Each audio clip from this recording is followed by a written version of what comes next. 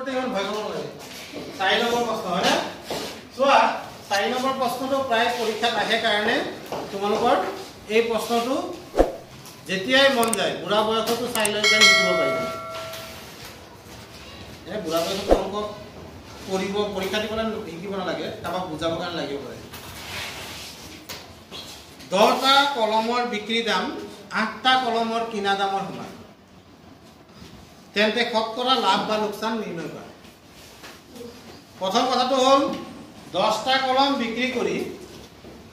8টা কলমৰ দাম পাইছে তাৰ মানে কি বুজিছা লোকসান হৈছে লাভ হৈছে লাভ লাভ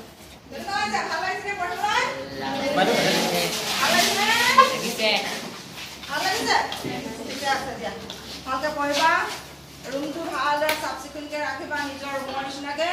ন নতুন ৰুমত পঢ়ি পেলাই এনেও মনটো ভাল লগা লাগিব ন ৰুমটো চাফ চিকুণ হৈ আজি 20 জন আহিব আজি 20 জন আহে সেইকাৰণে ভিডিঅ' বনাই দিছে ঠিক আছে নাম কৈ কৈ ঠিক আছে আৰু তেওঁলোকক কৈ দিবা দেই এটা ফাইন হ'ব কিন্তু আৰু পৰীক্ষা দিব নিদিম আমাৰ আৰু এমাহৰ পিছতে পৰীক্ষা হ'ব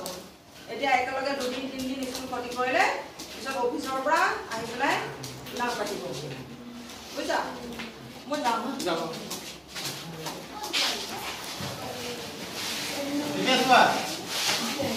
তোমালোকে ধৰিব নোৱাৰিলে এজনে কৈছে লাভ হৈছে এজনে কৈছে লোকসান হৈছে একচুয়ালি লোকসান হৈছে লাভ হৈছে 10টা কলম বিক্ৰী কৰি 8টা দামহে পাইছে তাৰ মানে কি লোকসান হৈছে আমাক কৈছে শতকৰা লোকসান কিমান মানে 100 টকাত কিমান লোকসান হৈছে হেতু ওলাব দিছে আমাক কিন্তু কলমৰ দামও দিয়া নাই তো কলমটোৰ দাম নাই দিয়া আৰু ক্যালকুলেশন সহজ হবৰ কাৰণে আমি 1 টকা বুলি ধৰিম 20% ধৰা হ'ল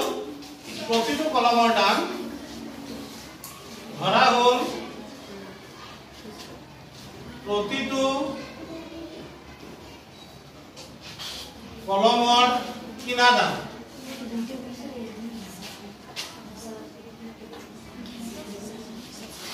প্ৰতিটো কলমৰ কিনা দাম অৰ্থাৎ সিপি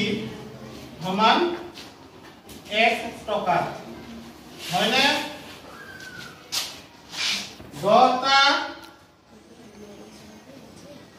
কলমৰ এসপি অৰ্থাৎ বিক্ৰী দাম কিমান বুলি কৈছে সেল প্ৰাইস 8টা কলমৰ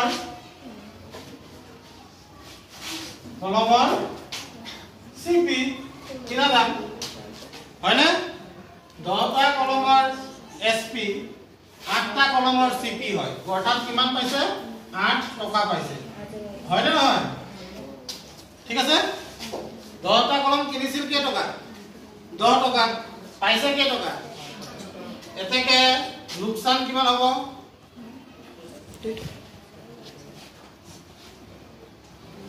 লোকসান সমান কি হ'ব চোৱা লোকসানৰ পৰিমাণ ইয়াত দেখিবা লোকসানৰ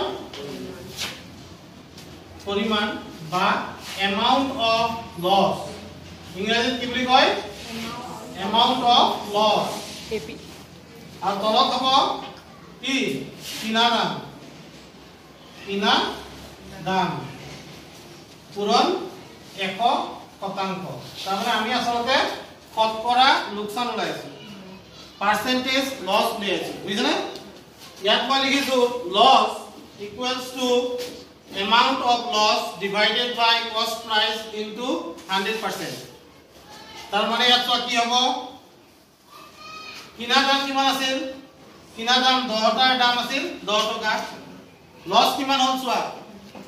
10 টকাত কিনি কেই টকা পালে 8 টকা তারপর লস কিমান হ'ল 2 rupees 2 10 টকাত কেই টকা লস হ'ল 2 টকা লস হ'ল তে 100 টকাত কিমান লস হ'ব ওলাই দিয়া 0 কাটি গ'ল অৰ্থাৎ তোমাৰ লোকসানৰ শতকৰা হাৰ কিমান পালা 20% ধন্যবাদ।